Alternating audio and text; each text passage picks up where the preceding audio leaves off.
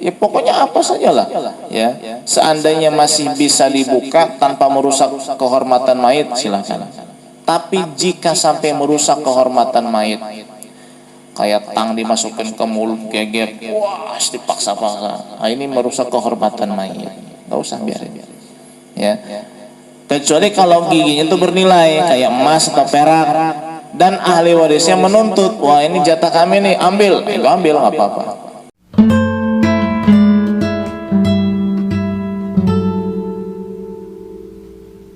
Nazah ya.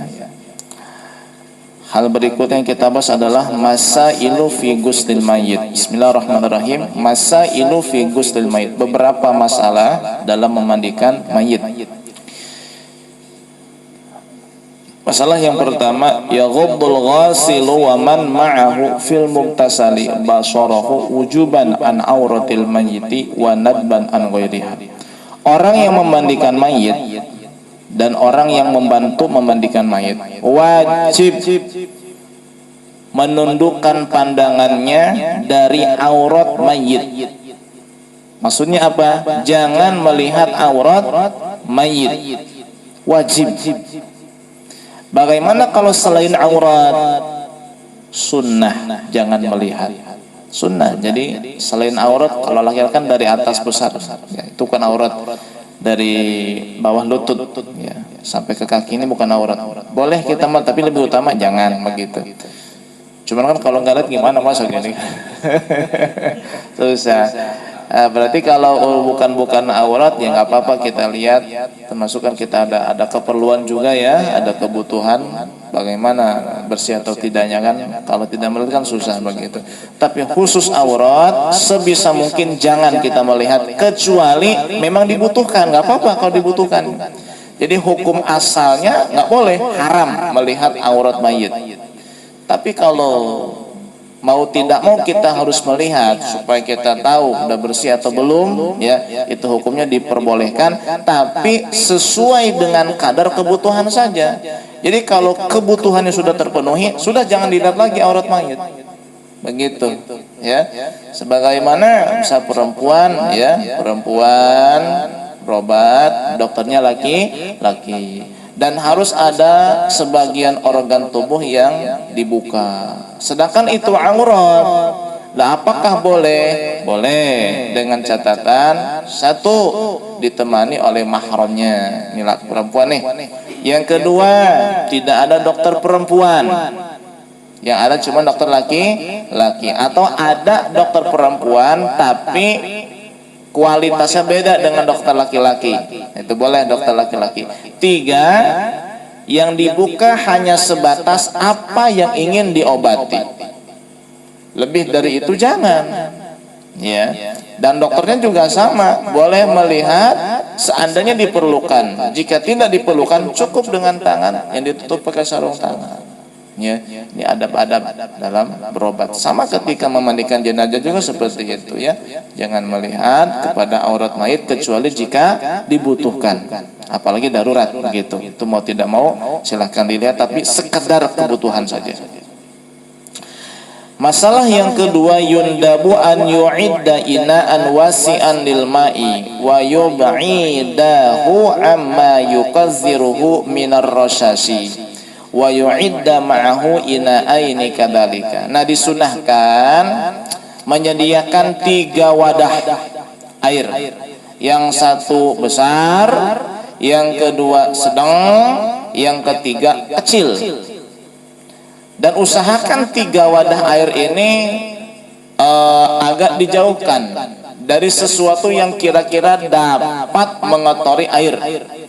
Misalnya percikan-percikan air memandikan jenazah ini agak jauhkan. Lebih tepatnya mungkin lebih tinggi tempatnya ya, biar percikan dari bawah itu tidak ke atas begitu. Nah, gimana? Ditutup. Oh, boleh ya ditutup, boleh ya. Ya, boleh ditutup, mafi muskilah. Jadi yang besar, yang sedang, yang kecil. Yang besar ini inti daripada air yang akan dipakai. Nah, berarti kalau airnya 3, berarti air ember besarnya 3 tuh. Ya, ini terserah mau ikut mau enggak ya. Jadi air bidara, air bersih, air kapur. Air kapur disebut air qozah, ya. Kalau air bidara sidir, kalau air bersih muzilah. Jadi ada sidir, muzilah dan qozah, ya. Bukan qozah, qarah, ya. Qarah, mohon maaf. Jadi pertama sidir, yang kedua muzilah, yang ketiga qarah, ya. Qarah itu air kapur, kalau muzilah air bersih, kalau sidir air bidara. Itu taruh di ember yang besar. Sediakan ember sedang atau wadah yang sedang dan wadah yang kecil. Untuk apa nih wadah yang sedang dan yang kecil? Ya gurufu bis sagiri minal kabir idal wasti summa yang siluhu bil mutawassiti. Dengan wadah yang kecil kita pindahkan air dari wadah yang besar. Kemana kita pindahkan? Ke wadah yang sedang. Dengan wadah yang sedang itulah kita menyiram mayit, memandikan mayit. Jadi yang pertama bukan ember, yang terakhir gayung, yang tengah-tengah apa? Gayung yang agak besar. Kan agak tuh yang tahu nggak? Ya, gayung agak besar. Jadi gayung yang kecil, gayung yang agak besar, sama ember. Nah begitu. Jadi nanti dari gayung yang kecil ini kita ambil air, masukkan ke gayung yang agak besar, sedang lah begitu ya. Tidak kecil, tidak, kalau besar kayak ember, ini sedang. Nah dengan wadah yang sedang ini kita memandikan mayit di situ. Jadi gayungnya agak gede, ya mungkin segede gitu ada tuh, ya gedean dikit ada. Bentuknya malah segede ginilah nih, gini, ya.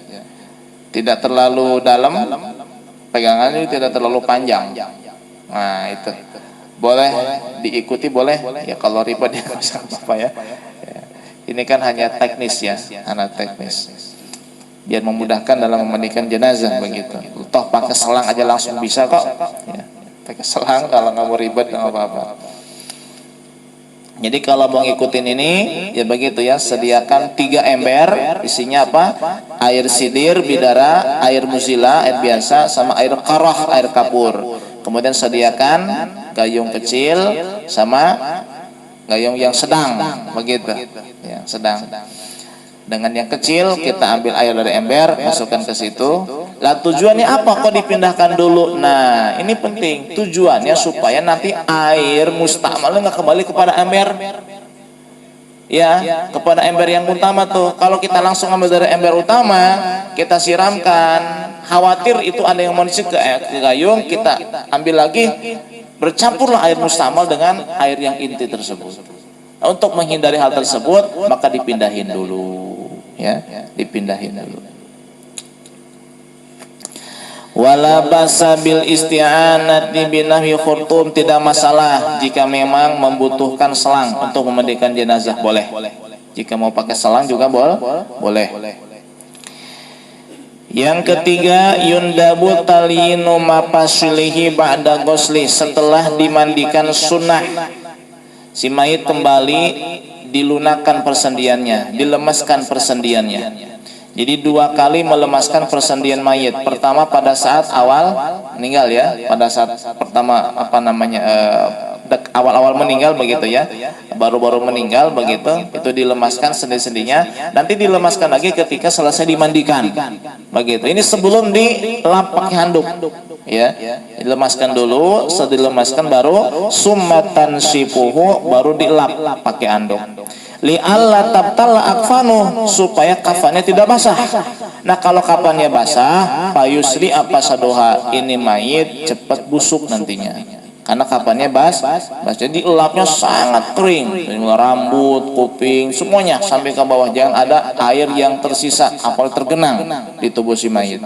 Kalau sudah benar-benar kering, ya, dengan handuk baru diletakkan di atas kain kafan yang sudah disediakan. Tapi tidak perlu juga pakai hadayar, tidak perlu, ya. Mentang-mentang biar kering, ya, cukup pakai handuk aja. Tapi usahakan kering, ya, harus sampai kering.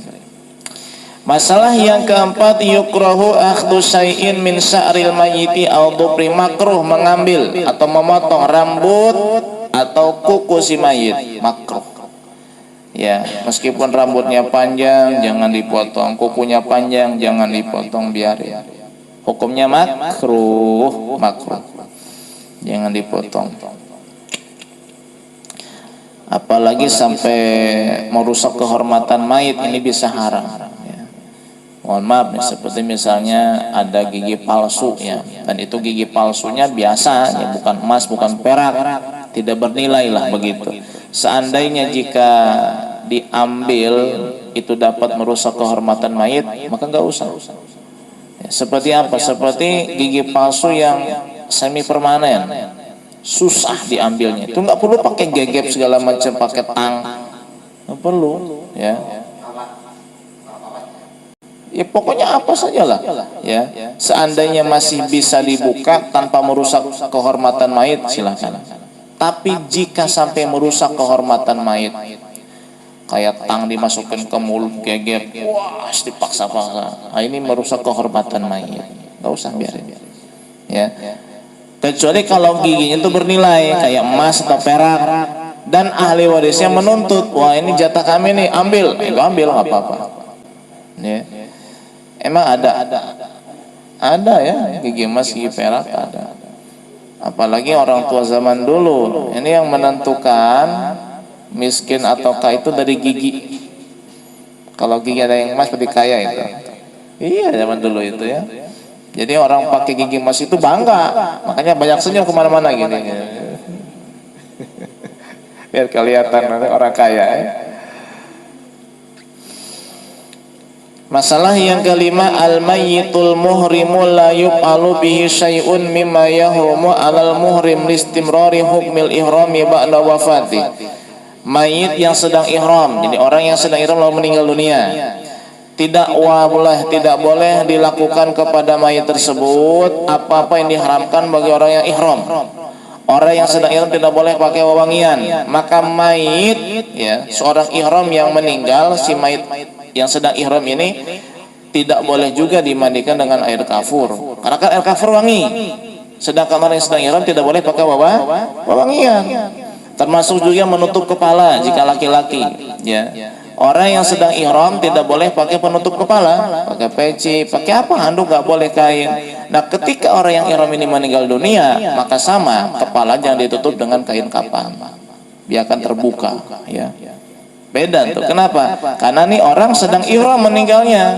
Sedangkan orang yang sedang ihram lalu meninggal, hukumnya sama seperti ketika dia hidup sedang ihram. Jadi hukum ihramnya tidak terputus karena kematian.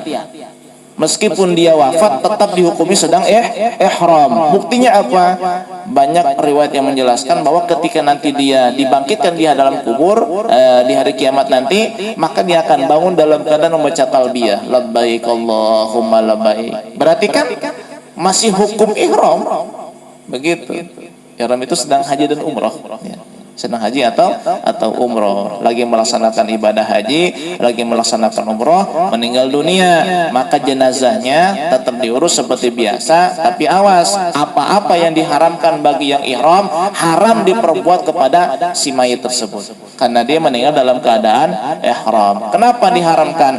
Karena orang yang sedang ihram meskipun dia meninggal, hukumnya tetap hukum orang yang ihram, hukum ihramnya tidak batal. Buktinya apa? Tadi saya sampaikan, banyak hadis yang menjelaskan bahwa ketika nanti dibangkitkan di hari kiamat, dia akan bangun dari kubur dalam keadaan mulabbiyah, membaca talbiyah, labbaik Allahumma labbaik. Makanya kalau laki-laki yang meninggalnya berarti nggak boleh ditutup kepalanya, begitu ya. Kalau perempuan nggak boleh pakai sarung tangan, nggak boleh wajahnya ditutup, nggak boleh terbuka ya. Karena ketika sedang ihram perempuan tidak boleh menutup wajah, tidak boleh menutup tangan, telapak tangan. Jadi terbuka jenazahnya, telapak tangan terbuka, wajah terbuka. Kalau laki-laki kepala terbuka, begitu. Dan memandikan juga sama, jangan pakai wewangian, karena kan yang sedang ihram tidak boleh pakai wewangian. Masalah yang keenam, yusanu ayyakunal ghasilu aminan fa in ra'a khairan dakara aw diddah satara. Disunahkan orang yang memandikan mayit harus amanah. Apa itu amanah? Terpercaya. Maksudnya apa? Jika melihat kebaikan-kebaikan ketika mengurus jenazah, hendaklah dia ceritakan. ya, dia dapatkan di mayit misalnya senyum, badannya wangi, tubuhnya lemas, ya, kemudian apa namanya hidungnya agak sedikit miring, ya, condong begitu, tanda-tanda orang yang wafatnya bagus, ya. Atau ketika saat meninggal menoleh ke kanan kayak almarhum Abah Haji Janapi begitu, ya. Padahal itu bantalnya miringnya ke kiri, tapi ketika wafat malah miring ke kanan. Bayangin, ini berlawanan dengan hukum fisika. Kalau hukum fisika kan ketika kita miring ke kiri otomatis wajah kepala ke kiri kan begitu, turun. Tapi ini enggak, ketika wafat beliau ke kanan. Padahal bantalnya miring ke kiri. Subhanallah. Ceritakan kebaikan-kebaikan, ya.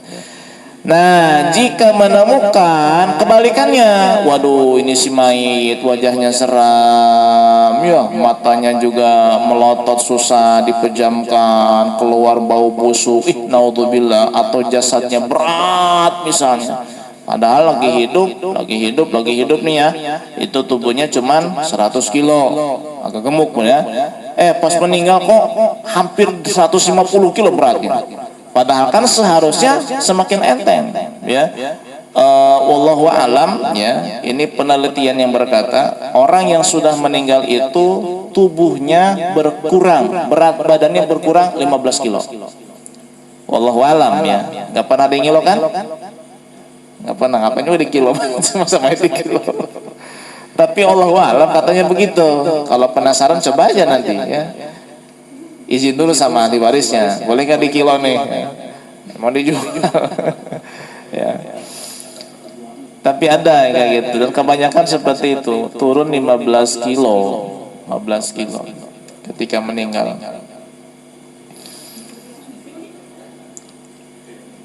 Baik. Ya, jadi kalau menemukan yang tidak bagus, sataroh, wajib ditutup. Jangan diceritakan, jangan. Cukup kita yang tahu atau yang memandikan saja yang tahu, yang menyaksikan. Jangan diceritakan, ya. Kecuali jika mayit ini ketika hidup mutajahiron bifiski, terang-terangan berbuat fasik, kemaksiatan. Misalnya terang-terangan mabuk pinggir jalan. Wah, orang udah pada tahu lah nih orang ahli maksiat, ini orang bajingan, ini orang bejat, ini penjahat, orang pada tahu semua. Lah ketika meninggal, lagi diurus jenazahnya, ada hal-hal yang mengerikan, menunjukkan bahwa orang ini meninggal dalam keadaan celaka, tidak bahagia. Maka itu boleh diceritakan. Untuk apa? Peringatan bagi yang hidup supaya tidak meniru perilaku dia. Ya, boleh ceritakan. Wah, ini lihat ketika hidupnya pelaku riba ini, lihat tubuhnya bau busuk. Wah, tapi hati-hati, jika menceritakan itu dapat menyakiti keluarga, jangan juga. Ceritakan lagi gini aja ngobrol nih, ya jadi peringatan begitu. Atau tanpa menyebut nama kita ceritakan. Tapi kalau tengah kan pernah tahu ya, menyebut nama juga. Ya, hanya sebatas boleh diceritakan, tapi harus mempertimbangkan apakah ahli warisnya tersinggung atau tidak. Karena kalau kita merusak kehormatan mayit, yang akan tersinggung dan tersakiti adalah orang yang hidup, keluarganya, ahli warisnya.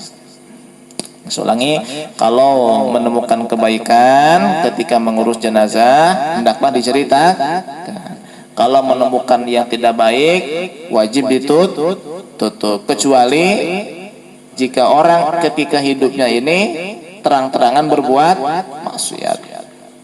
Terang-terangan, orang pada tahu. Ini biar jadi pelajaran buat yang lain. Kemudian masalah yang ketujuh, al-aula fi ghuslir rajuli ar-rijalu. Yang paling berhak memandikan laki-laki adalah laki-laki. Wal afqahu minhum muqaddam. Dari laki-laki yang paling berhak adalah yang paling ngerti ilmu fikih, terutama dalam mengurus jenazah. Apakah suami boleh memandikan istri atau sebaliknya? Ya juzu ghuslu zauji li zaujati wal aks. boleh suami memandikan istri atau sebaliknya, istri memandikan suami boleh. Tapi tetap kalau kita bicara yang paling berat adalah laki-laki tetap dimandikan oleh laki-laki. Perempuan juga sama, yang memandikan adalah perempuan lagi. Kalau mahramnya mau memandikan boleh, sebatas boleh. Tapi kalau kita bicara lebih utama siapa? Tetap yang sejenis saja. Laki-laki, laki-laki, perempuan, perempuan. Nah, bagaimana kalau jenazahnya perempuan, lalu yang memandikannya laki-laki bukan mahram? Hukumnya haram, tidak boleh. Atau jenazahnya laki-laki yang memandikannya perempuan yang bukan mahram atau bukan istri, hukumnya haram. Lah, bagaimana kalau tidak ada mahramnya atau tidak ada yang sejenis dengan kelaminnya? Jenazahnya perempuan, yang ada di situ cuman laki-laki yang bukan mahram, suami tidak ada, ya. Kemudian perempuan juga tidak ada, yang ada hanya laki-laki tapi bukan mahram. Atau sebaliknya, jenazahnya laki-laki, kemudian tidak ada perempuan yang mahram dengan dia, dan tidak ada laki-laki, yang ada hanya perempuan yang bukan mahram. Bagaimana? Apakah tetap dimandikan? Kalau terjadi kasus semacam itu, yummimal mayitu, si mayit cukup ditayamumkan, tidak usah dimandikan. Kenapa? Karena kalau dimandikan pasti yang memandikan adalah lawan jenis yang bukan mahramnya, nggak boleh begitu. Tapi ini kasus mungkin jarang terjadi, ya. Bisa terjadi kalau misalnya di mana, di tengah hutan, ya, atau di padang, ya, gurun Sahara misalnya begitu, rombongan nih 10 orang, 1 laki-laki misalnya, 9 perempuan, sedangkan yang perempuan bukan mahram, ini laki-laki meninggal. Nah, ini gimana ngurus jenazahnya nih? Kalau dibawa dipaksakan ke kampung yang dekat, kelamaan takut busuk, ya udah dimandikan. Yang mereka kan perempuan, bagaimana bukan mahram? Berarti tidak bisa dimandikan sebab haram hukumnya, ya. Maka cukup ditayamumkan. Ketika mentayamumkan, yang mentayamumkannya ini harus pakai sarung tangan, tidak boleh bersentuhan kulit, haram begitu. Dengan mayat saja haram. Ini masih hidup selamat. Dengan yang sudah meninggal saja haram, tidak boleh bersentuhan kulit yang bukan mahram, lawan jenis, ya. Ini masih hidup malah sarang halaman. Aduh, gimana?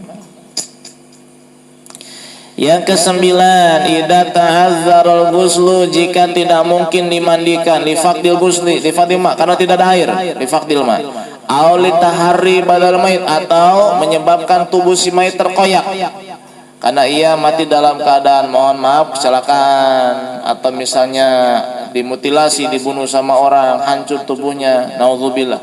Nah, bagaimana nih? Tidak mungkin dimandikan, yummi makadalik, tayamumkan, ya.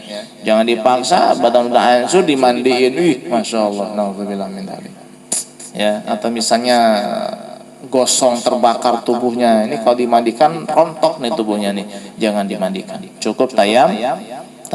Tapi selama ini nggak ada tuh yang ditayamumkan mayat, dimandiin aja, mau korban apapun ya tetap dimandiin. Padahal tuh nggak mungkin dimandikan. Loh Pak Ustadz, kenapa nggak mungkin? Tinggal nyiram doang. Ini yang mati tuh kayak hidup. Kalau kita hidup nih terluka, kena air, sakit nggak? Lah sama pedih, ya. Jangan dikira udah mati enggak, masih ada hubungan antara jasad dengan ruh, masih ada hubungan, ya. Hati-hati, awas, ya. Tapi pasti ada sedikit perdebatan nanti ketika prakteknya. Oh, mandikan nggak boleh, tayamum, wah repot nanti, ya. Makanya kita harus kuat-kuat, ya, punya dasar, ya. Kalau perlu kita bilangkan ini dasarnya nih, begitu nih kitabnya, ini halaman sekian, baik. Kalau Anda mengatakan tetap wajib dimandikan meskipun tubuhnya gosong ataupun hancur, mana keterangan yang ada? Nggak ada, Pak. Nggak ada. Ulama semua mengatakan tayamum. jika tidak mungkin dimandikan. Makna tidak mungkin dimandikan apa? Seperti menyebabkan tubuhnya hancur, terkoyak ataupun lain sebagainya, karena gosong tubuhnya atau misalnya hancur ya, naudzubillah, itu tidak mungkin dimandikan, maka cukup ditayamumkan, cukup dengan wajah dan kedua tangannya mayit diusap dengan tanah atau dengan debu. Masalah yang ke-10, ida aroda an yugassilahu salasan kama mado au khamsan au saban au tis'an fatabshiluhu kama yali fil jadwali fi subhati taliyati. Jika ingin memandikan mayat sebanyak 3 kali atau 5 atau 7 atau 9, maka perinciannya kayak gini. Jika dimandikan 3 kali dengan air bidara, air biasa dan air kapur, ya, air bidara sidir namanya. Kemudian air biasa apa? Musilah, ingat. Air kapur namanya qoroh. Ini boleh 3, boleh 5, 7 atau 9. Nah, kalau 3 berarti air bidaranya 1, air bersihnya 1, air kapurnya 1. Jelas, 1 begitu. Nah, kalau 5 bagaimana? Nah, kalau 5 ini ada 2 cara. Cara yang pertama, air bidara sekali, kemudian air bersih sekali, air kapur 3 kali. Boleh juga air bidara, kemudian air bersih, air bidara lagi, air bersih lagi, terakhir air kafur. Begitu. Boleh 7 kali. Nah, kalau 7 kali ini ada 4 cara. Cara yang pertama, air bidara 2 kali, air bersih 2 kali, air kapur 3 kali. Atau cara yang kedua, air bidara sekali, kemudian air bersih, air bidara, air bersih, air kapur, air kapur, air kapur. 7. Cara yang ketiga, air bidara, air bersih, air kapur, air bidara, air bersih, air bersih, air kapur. Tuh ya.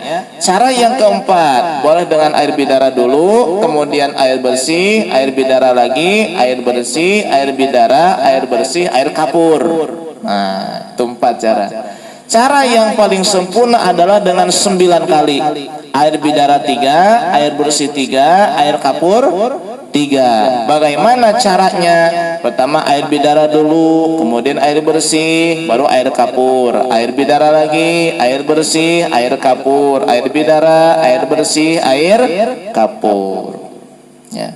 Atau boleh gini, air bidara, air bersih, air bidara, air bersih, air bidara, air bersih, kapur, kapur, kapur.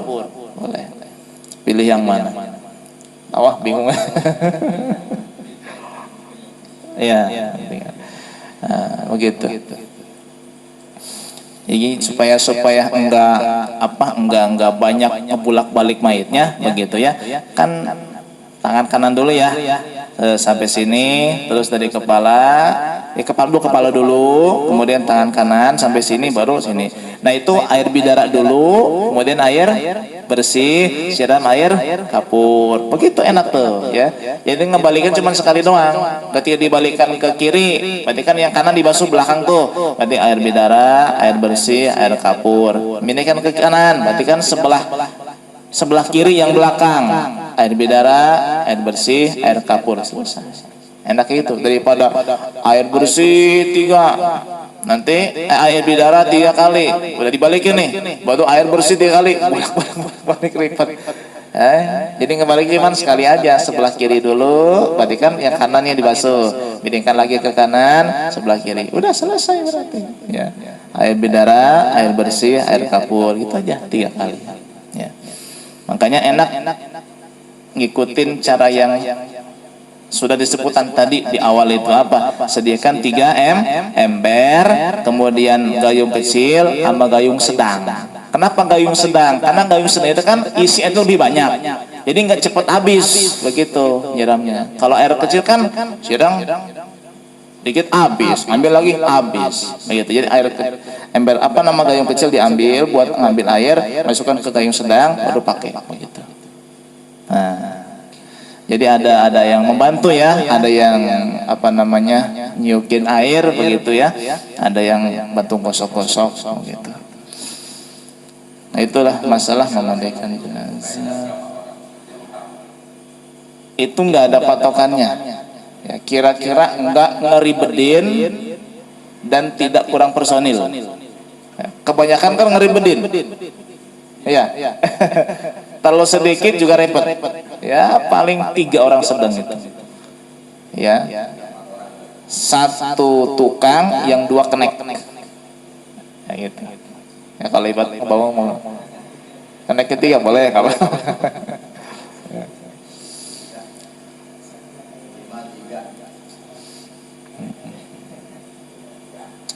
Kemudian masalah mengkafani mayit, nanti kita lanjut insyaallah.